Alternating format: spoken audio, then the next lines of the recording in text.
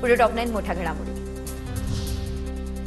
सातारा सांगली परिषद निवडणुकीमध्ये महायुतीची 100 मतं फुटली, त्यामुळे अंतर्गत वाद देखील चव्हाट्यावर। फुटलेल्या मतांचा हिशोब केला जाईल। जयकुमार गोरे यांचा शंभूराज देसाई आणि मकरंद पाटलांना या संदर्भातला इशारा। मतं किती पडायला पाहिजे होती, मतं कोणी दिली नाहीत, काय घडलं या संदर्भात नक्की आम्ही हिशोब करू आणि हिशोबात आम्ही पक्के आहोत, काळजी करू नका। कुणी आम्हाला दाबण्याचा प्रयत्न करू शकत नाही। जर आधीच माहिती असते तर शिवसेनेचा हिसका दाखवला असता। जयकुमार गोरेंना शंभूराज देसाईंचं उत्तर। मतांचा हिशोब आम्हाला देखील ठेवता येतो, देसाई यांचा हा इशारा। महाराष्ट्रातील अनेक दिग्गजांना मिळाला पद्म पुरस्कार, तर कला क्षेत्रासाठी प्रसिद्ध पार्श्वगायिका अलका याग्निक यांना पद्मभूषण पुरस्कार प्रदान। क्रिकेटपटू रोहित शर्माला पद्मश्री पुरस्कार। वैद्यकीय क्षेत्रातील योगदानासाठी श्रीमती आर्मिळा फर्नांडिस यांना पद्मश्री पुरस्कार, तर भिकला लाडक्या धिंडा माधवन रंगनाथन सतीश शहा यांना मरणोत्तर पद्मश्री पुरस्कार प्रदान। मुंबईमध्ये उद्या महाविकास आघाडीची महत्त्वाची होणार बैठक। शरद पवार, उद्धव ठाकरे, हर्षवर्धन सपकाळ उपस्थित राहणार। महाविकास आघाडीच्या सर्व आमदारांना तीनही नेते मार्गदर्शन करणार। दोन्ही शिवसेना एकत्र याव्यात। उद्धव ठाकरेंनी शिंदे सोबत यावं हे माझं वैयक्तिक मत। शिंदेच्या शिवसेनेचे आमदार असलेले बच्चू कडू यांचे हे विधान।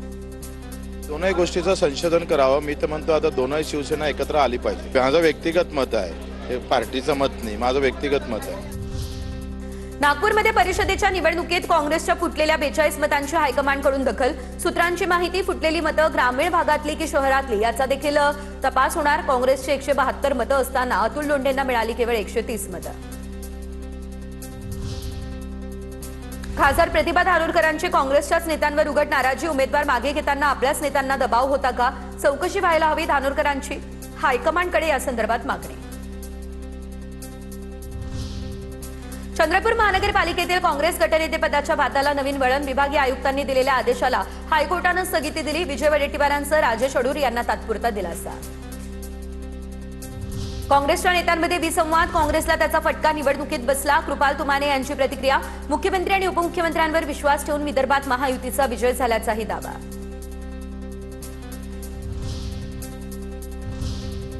पुढे अधिवेशनासंदर्भातल्या टॉप 9 अपडेट्स। विधानसभेमध्ये ड्रग्सच्या मुद्द्यावरून चर्चा। ऑनलाईन ड्रग्ज मिळत असल्याची जयंत पाटील यांची तक्रार, तर ड्रग्ज प्रकरणाशी संबंधित पोलीस थेट बरतर्फ। मुख्यमंत्री फडणवीस यांची माहिती। मंत्र्यांच्या अनुपस्थितीवरून विधानसभेत गदारोळ। फेकनाथ मिंदे उत्तर द्यायला घाबरतात, तर मंत्रीच गैरहजर, जनतेचे प्रश्न कसे सुटणार? आदित्य ठाकरे यांची टीका। विधानसभा अध्यक्ष मंत्र्यांच्या गैरहजेरीवरून खोटी माहिती देतात, विरोधकांचा आरोप। दांडी बहादर मंत्र्यांना मुख्यमंत्री फडणवीसांची तंबी। सभागृहातील कामकाजात सहभागी व्हा। मंत्र्यांच्या अनुपस्थितीमुळे सभागृहाचं कामकाज स्थगित झाल्यास खपवून घेणार नाही। मुख्यमंत्री देवेंद्र फडणवीस यांचा मंत्र्यांना इशारा। अधिवेशनात आता सही नाही तर बायोमेट्रिक हजेरी लावावी लागणार। भाजप आमदारांसाठी प्रदेश अध्यक्ष रवींद्र चव्हाणांचा नवा निर्णय। पावसाळी अधिवेशनात भाजप आमदारांना आक्रमक होण्याचे देखील निर्देश। काल झटका दिला म्हणून त्यांचं मानसिक संतुलन बिघडलं। विरोधकांना आणखी झटके देणार। प्रत्येक प्रश्नाचं उत्तर देण्यासाठी सरकार समर्थ। एकनाथ शिंदेंचं आदित्य ठाकरेंचं विरोधकांना उत्तर। कोण होतास तू, काय झालास तू, ही कविता म्हणत शिंदेंकडून टोलेबाजी। आता काय झालंय, त्यांच्याकडे मुद्दे नाहीये, ते डेस्परेट झालेले आहेत, फ्रस्ट्रेट झालेले आहेत आणि आता त्यांचं मानसिक संतुलन बिघडलेलं आहे। त्यामुळे आता ते नाही आहेत, नाही तर मी बोललो असतो, कोण होता असं तू, काय झाला असं तू, अरे वेड्या असा वाया गेला असं तू। मुख्यमंत्री स्वतः सभागृहात बसून उत्तर देतात, तर एकनाथ शिंदे कायम उत्तर देण्यासाठी घाबरतात। त्यांनी सभागृहात बसून उत्तर द्यावं। आदित्य ठाकरेंचा एकनाथ शिंदेंवर निशाणा। आदित्य ठाकरे शिंदेंचा फेकनाथ मिंदे असा उल्लेख करत होते। पण एक मंत्री जे अकार्यक्षम आहेत, ज्यांना कार्यपद्धती सांभाळता येत नाही, कार्यभार सांभाळता येत नाही, ते मिंदे, फेकनाथ मिंदे हे नेहमी उत्तर द्यायला घाबरतात आणि हाऊसमधून पळायचा प्रयत्न करतात आणि म्हणूनच सगळे खात्यांचं वाटप केलं जातं। कोण होतास तू, काय झालास तू, उपमुख्यमंत्री शिंदेंचा आदित्य ठाकरेंना टोला। विरोधकांचं मानसिक संतुलन बिघडलंय, यापुढे आणखी झटके देणार असा देखील साधला निशाणा। निष्ठा हा शब्द पुराणातला झालाय। ठाकरेंच्या खासदार फुटीवरून आव्हाडांची सत्ताधाऱ्यांवर टीका। अशा घटनांमुळे लोकशाही संपुष्टात येते असंही केलं वक्तव्य। द्या मरू द्या, ज्याचं त्याचं आयुष्य, जो तो जगेल आणि मरेल। लोकशाही मरते हे आपल्याला कळत नाहीये, लोकशाही संपुष्टात येते हे समजत नाही। काय लोकांना जर हे समजत नसेल की या देशाचं सर्वत्व सर्वस्व संपत आलंय, तर मग अजून लोकांना काय बोलायचं आपण? तर आजपासून अनेक ठिकाणी पावसाचं आगमन झालेलं आहे. बघूया टॉप 9 अपडेट्स. मुंबई शहर आणि उपनगरामध्ये मुसळधार पाऊस. मुंबईमध्ये पावसाची जोरदार हजेरी. आज मुंबईला पावसाचा येलो अलर्ट जारी. महाराष्ट्राच्या बहुतांश भागामध्ये मान्सून दाखल. आगामी 5 ते 8 दिवसांमध्ये राज्यभरात दमदार पाऊस पडणार अशी शक्यता. हवामान विभागाचा हा अंदाज. विदर्भातील गडचिरोली, चंद्रपूर, वर्धा, वाशिम आणि यवतमाळ जिल्ह्यामध्ये मान्सून दाखल. पुढील 2 ते 3 दिवसांमध्ये मान्सून पूर्ण विदर्भ व्यापणार. पुण्यात मान्सूनचं आगमन. मात्र अजूनही पुणेकरांना पावसाची प्रतीक्षा. पुण्यात 2 दिवस वातावरण ढगाळ राहणार. पुढील 2 दिवस मेघगर्जनेसह पाऊस पडण्याची शक्यता. कल्याण डोंबिवली परिसरात पावसाचा जोर वाढला. सकाळपासून कल्याण डोंबिवली परिसरात पावसाचे संततधार. अधूनमधून पावसाचा जोर वाढतोय, त्यामुळे नागरिकांची तारांबळ. चिपळूणच्या परशुराम घाट परिसरामध्ये मुसळधार पावसाला सुरुवात. पाण्याच्या प्रवाहासोबत काही ठिकाणी छोटे दगड रस्त्यावर.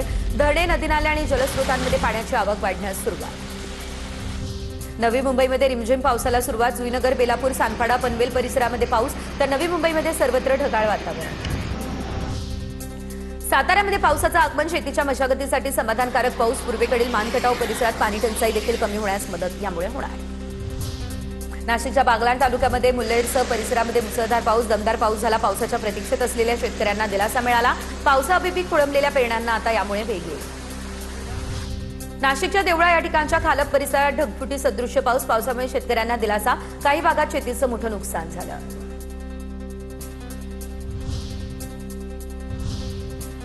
आणि यानंतर पुढे टॉप 9 मोठ्या बातम्या.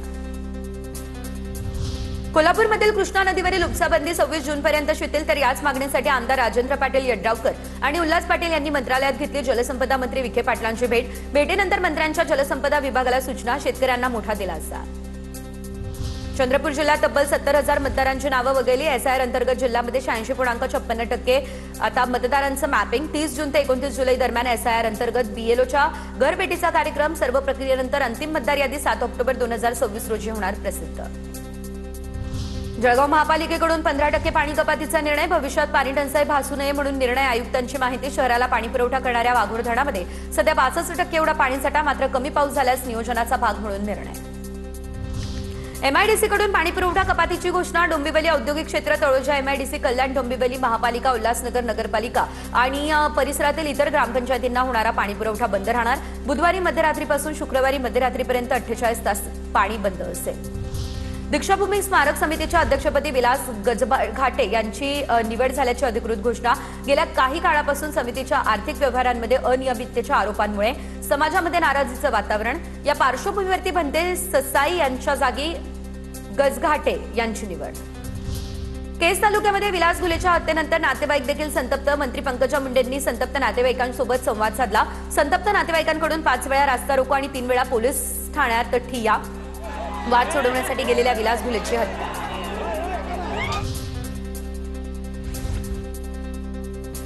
शेगावच्या संत गजानन महाराजांच्या पालखीचं पंढरपूरकडे प्रस्थान झालं. तर पालखी अकोला शहरामध्ये दाखल. पालखीची विहंगम दृश्य खास TV 9 मराठीच्या प्रेक्षकांसाठी.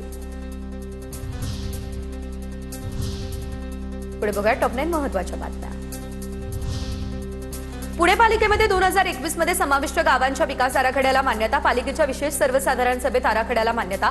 समाविष्ट गावांसाठी आता पालिकेमध्ये एक विशेष विभाग देखील करण्यात आला स्थापन.